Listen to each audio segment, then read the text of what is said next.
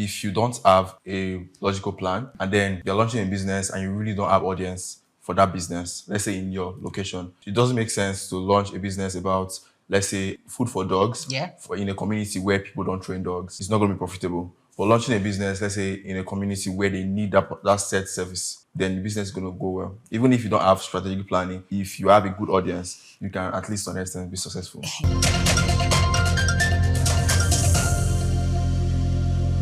Hello and welcome to Just Africa on South News Television. Here we explore ideas and the people that shape the continent of Africa. We bring in and we tell the African stories differently.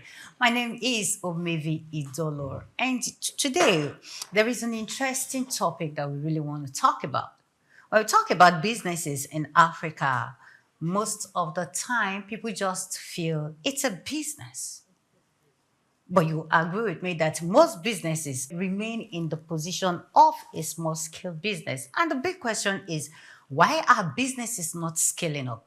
Why are businesses on same level? Why do people do businesses just on daily survival instead of thinking about the future? So most of the time when people think of, okay, let's do business, they just feel, no, the success of it or the bigger aspect of it becomes an afterthought, which is not supposed to be. So today we ask the big question, why African businesses stay small?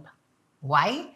I don't know if you have the answer, but hey, first of all, to help us answer that question, we have someone who understands businesses very well. So to help us in this area is Oghenetega Abijah Victor. He is the CEO of Avid Agency, and he's joining us to unpack this challenge from the perspective of a business development strategist working directly with African businesses. Once again, should I call you Oghenetega? Should I call you Victor? Should I call you Abijah? Which one do you? Yeah, Victor is fine. But I like calling people by their native names. Okay. Exactly. Yeah, how was getting to the studio today? Yeah, it was fine. Okay. All right. So when we talk about small businesses, so why do you think, from your perspective, having worked with Avid Agency, why do you think businesses remain small in Africa? Okay. I would say one of the reasons is most businesses, they launch without any plan. They're just going to the market, at least let them get there first without proper planning. And that thing is they try to do the business in isolation. They don't recognize that they can collaborate with other businesses to help grow. So those are one of the reasons. Okay, so for a business that is starting up or that has started, what are the early signs? You know that, yes, this business is not doing well. What are the early signs to show that this business is not going to survive standing alone? Okay, it comes down to planning. Was there any thought going into starting this business? Do you actually have an audience you are servicing? So if you don't have a logical plan and then you're launching a business and you really don't have audience for that business, let's say in your location, it doesn't make sense to launch a business about, let's say, food for dogs in a community where people don't train dogs. It's not going to be profitable. But launching a business, let's say, in a community where they need that set service, then the business is going to go well. Even if you don't have strategic planning, if you have a good audience, you can at least to an extent be successful. If you don't have a strategic plan and you have a good audience, the business, that is not very clear, because most people believe that for you to start a business, you must have at least 3 to 6 months plan, let's say quarterly or yearly plan for the business to start. So if there is no strategic plan, and you have the audience, where would you be driving that kind of business to? Okay, so it depends on the scale of the business. So when you talk about something being successful, it could be in a small scale that, let's say a food company, someone who has a small mama put. Yeah. The scale you use to judge that business of being successful is different from the scale you use to judge a proper restaurant. Okay. Yes. So if it's just that first scale, a small mama put can open close to, let's say, an hospital, and maybe there are banks that have a lot of crowd coming in. That mama put is going to do well because she's in the right place. She doesn't really need to have strategic plan that everything to play or now she will market. She's just existing in that space that already has a lot of people who are looking for, oh, I'm waiting in this place, I'm hungry, let me just buy something to eat. So they will go and meet her. Okay. Do you get? Yeah. So in that scenario now, that's a small scale of success, but basically doesn't really require much planning.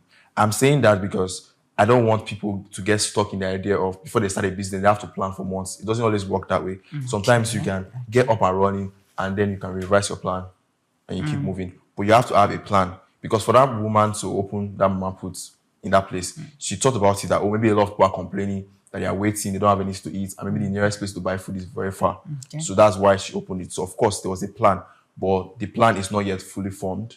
And that's just one thing that businesses should not focus on, that you must have everything figured out before you launch, but it's also good to have a good level of planning. What does it take to have a strategic plan? Okay, so you have to put a lot of things into thoughts. Okay. Number one, who are the audience? Who are your target audience?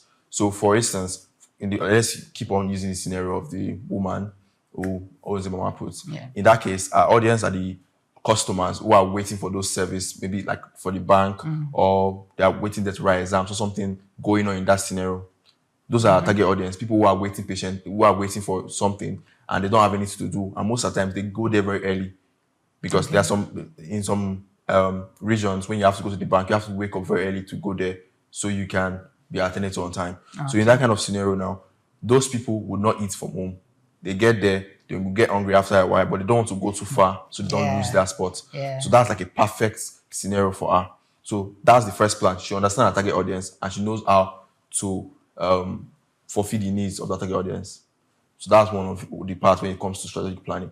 And after that, you have to now plan, okay, how do you intend on scaling? How do you intend on moving forward? So you see some businesses who they are doing very well in that particular region, but then they don't plan moving forward. They just remain like that. So without any planning, that woman will just remain like that. Of course, she's making sufficient amount of money, but it's still not as much as she could do. Yeah, because we have actually seen people, they put in so much effort, they do their marketing and they do everything they can do, but that scaling is not there. Are there factors that are responsible for that?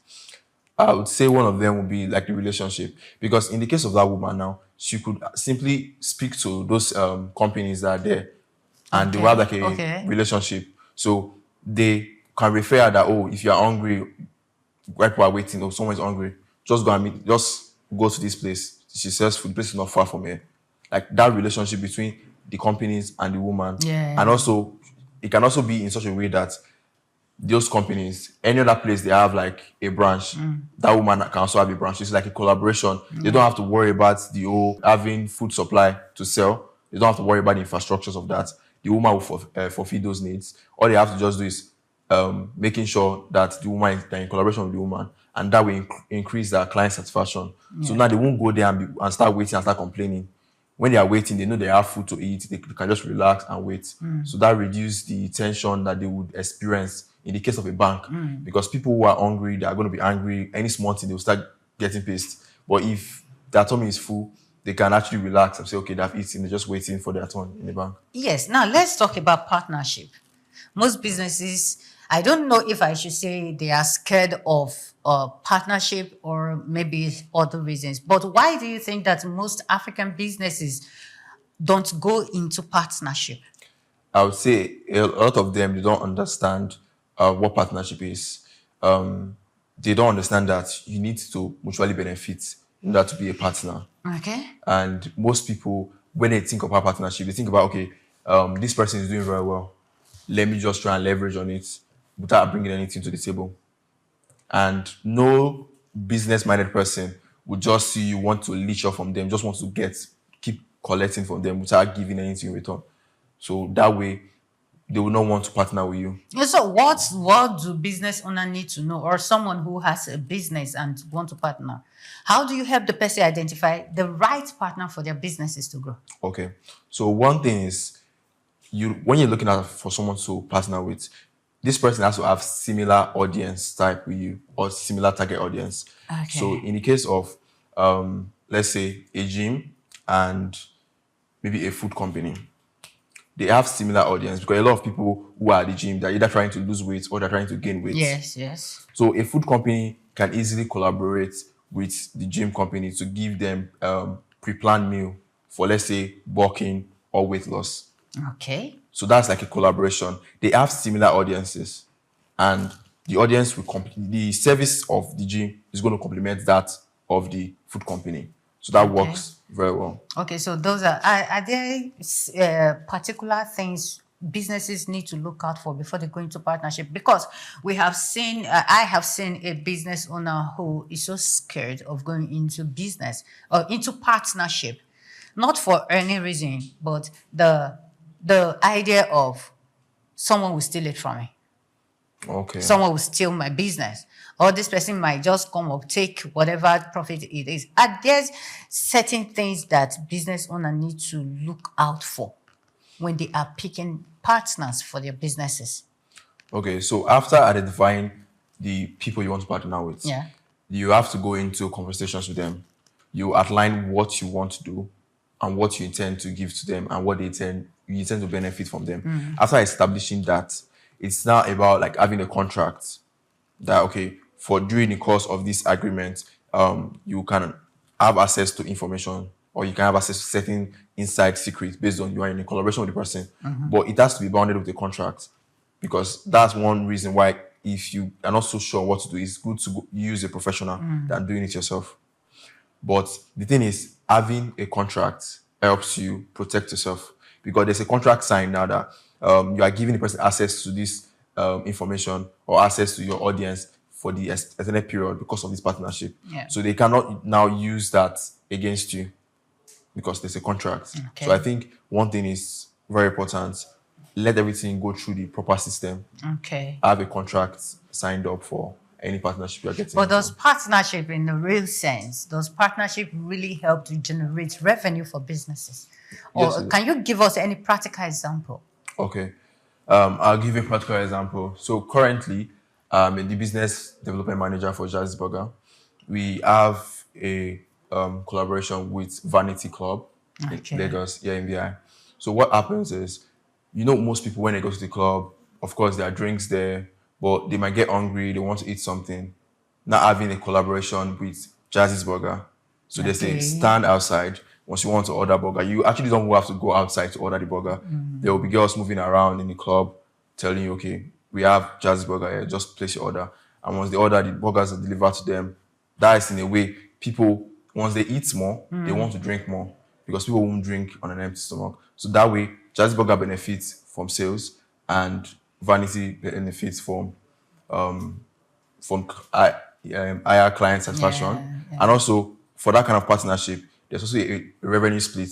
So every money that comes from Yeah. sales goes to Vanity. So there's a Yeah, because I really actually additional benefit, I yeah, wanted to financial. yes, that mutual benefit was my next question really. When you say mutual benefit, when we say mutual benefit, are we talking about what just benefits a particular partner, or there is something beyond mutual benefit? Is it 50-50?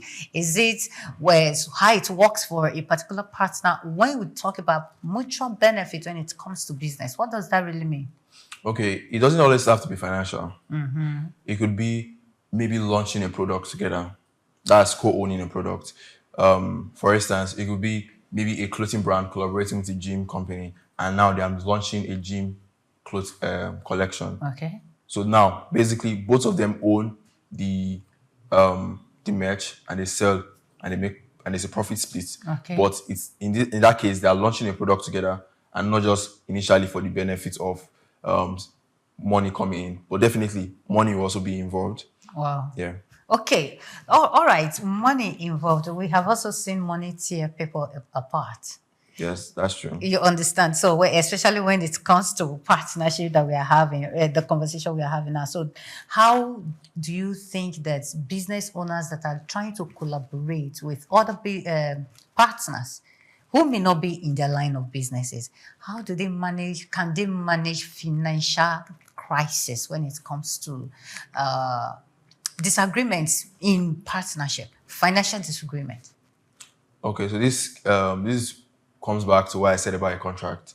So when there is a contract established that in this deal you get 20% of sales, Okay. and there's transparency involved. That is, it's not you're trying to cheat the person. You're actually sending financial reports. Okay, these were the sales this week. Yeah. We made sales of, let's say, 2 million, and this is your percentage coming to your account, and it's being paid. Everything is Yeah. done in truth and honesty. That would prevent the likelihood of them being an issue with No. the financial crisis. But if then it happens, maybe something else happens, and it's best to actually sit down and have a proper conversation Yeah. to know what went wrong and how you can better improve the deal. Wow, that's a beautiful one. Yes, take a husband, Victor. I'm trying to call him by the name he's comfortable with. He has been telling us about businesses, how partnership works, how to scale up your business in this part of the world where we have trust issues, where we have money issues. And he just made an important point where he said you should go through the right process, maybe through the legal process and any form that is you seem right for your business partnership to grow. It's very important. Okay, so how can entrepreneur choose the right partners without losing control? Now, some partners come into businesses and most of the time they want to take over.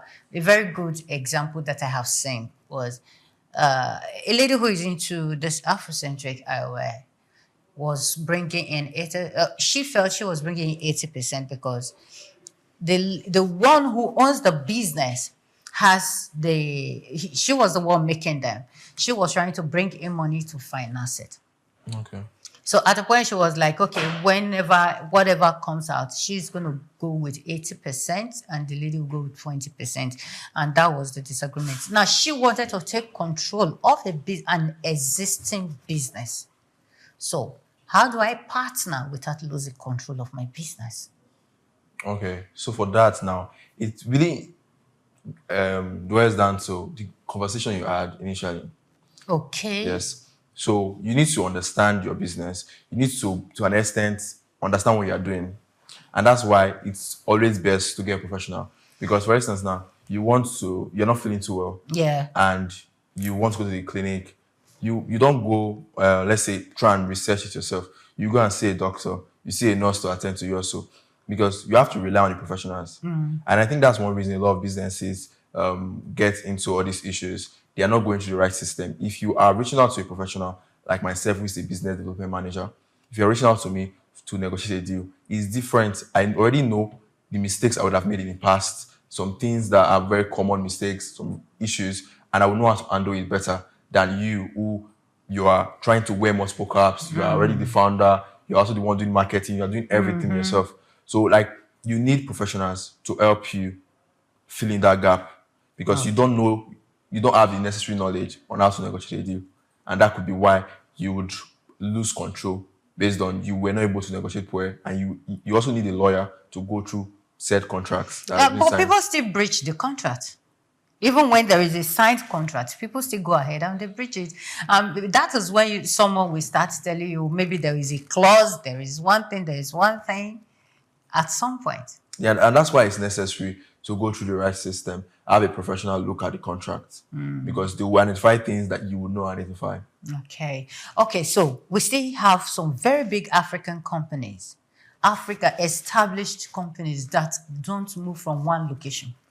Okay. They are just in one place. So they don't scale. So why do you think those businesses are like that? Is it a personal decision or something could be responsible? Well, it could depend on a lot of things. One of them you just said, it could be their decision that they are okay with the market they're already in and they don't want to scale moving forward. That's possible. And that thing could be getting to a new market is a bit Yeah. complicated because even in Nigeria we're in, the market in Lagos is different from the market in Abuja. The market in Abuja is different from the market in Benin or in Warri. Okay. They are entirely different. So to an extent, you need to understand the market before you get into it. And that's why companies that already exist in Africa moving to Europe might be a bit difficult Yeah. because the market scale is different. I can use an example like us here in Africans, we tend to want to show off. So businesses that really involve making you feel on top of the world, making you feel like an elite. Yeah. They will do well, especially in cities like Lagos. Do you get? Yes.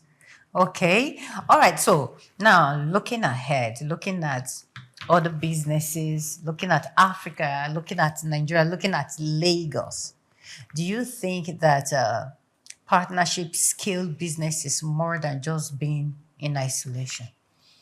I believe partnership scale business is faster. I can just give you a made up scenario. Let's say there are two businesses that want to launch at the same time, and one person is person just created the page, already had like an idea for the business and starts the business. While another person looks at the business, okay, I'm coming in as a clothing brand. How can I leverage on other people that exist? Okay. And for instance, I'm shouting out to Ugo Chris, one of the clothing brands I work with. So for instance, now we're trying to work towards launching the clothing brand. We can, instead of just launching the clothing brand and working like that, running ads, maybe doing shoots, every other thing. How about I partner with a gym like iFitness? Okay. And after partnering with iFitness, we launch a gym collection together. Now, compared to the clothing brand A that started and the clothing brand B, which is Ugo Creeks case, they're going to do better because now, for instance, iFitness already have the members, they already have the target audience. They have people who come to the gym every day. Yeah. Yeah. So it's easier for people now to see the clothes in the gym and be like, okay, I want to get this. Okay. Or I want to buy this particular gym where this is actually January when a lot of people are coming back to the gym after like Yeah. New Year, New Me kind of thing. So Yeah. this is actually a very good time. And they will be so interested in wanting to get new gym wears. Yeah. So that's like a perfect thing. But this other person now might struggle with sales. Yes, you will run ads, might get some sales, but compared to this person leveraging on your already existing brand. And there's also something called association bias. It's when you are associated to certain brands, it gives a different perception of you. Why do you think that you see something that, let's say, a celebrity you like, let's say, for instance, Cristiano Ronaldo or Messi, Yeah. they're footballers, and you just see maybe a particular socks, football socks, or if a football boot that is collaborated or affiliated with them, you are more likely to buy that than buying any other thing else Yeah. because you are setting them that you already like to that product. Okay. So Okay. All right. So, having said all those beautiful things, and you really made it clear. So, how do you bring people, businesses that are in isolation, how do you encourage them to say, no, come out and go into partnership? What do you need to do to encourage them to come out would I of be their talking to shell? the business owner here? Yeah, Or yeah, okay. yeah, business owners, potential business owners, and people who really want to go into partnership, and maybe they are just holding back for one reason or the other. Okay, I would say they actually need to have like a consultation. They need to understand better because if I was to drop a message now to Yeah. business owners, what I would say is probably this is more like advertisement for me, but reach out to me, have a Okay. Yeah. conversation with me, and get to know more about your business, understanding your target audience and your potential customers. Because once you understand that, then you can identify, okay, these are the companies that are already existing that have those target audience I'm looking for. Okay. So in 1 minute, what does the avid agency do? Okay, so from me, I'm going to use pidgin English to say Okay. this. No worries. But Avid Agency is a marketing agency that does everything that you can think of. You're still speaking Yeah, English. I'm getting there. I'm getting there. Okay. So Avid Agency, if you dey sell, we dey buy. If you dey buy, we dey sell. We are active 100%. Anything you can think of digitally, we do it. If it's video editing, graphics design, social media management, ad management, branding, NFC cards, anything you can think of that is in the digital space or marketing space, we are active and we'll do that. Oh, okay. Yes, that's a beautiful one, Victor. Yeah, thank you for coming on the show today, and thank you for your patience. Let me appreciate that. Yeah, it's a virtue. Thank you so much. So we'll be having this conversation with Victor Oghenetega Abijah, and he's the CEO of Avid Agency. And you heard what he said. So, and he has been talking about partnership. So as a CEO, you should know that yes, he has partnered with so many people, and he's still scaling up his own business. So why not to reach out if the need arises? And of course, you don't have to remain in your shell. You don't have to hold back because you're afraid that someone will come from outside to steal your business ideas. go through the right channels, sign the necessary documents that needed to be signed, and ensure that the African economy, the African businesses grow stronger.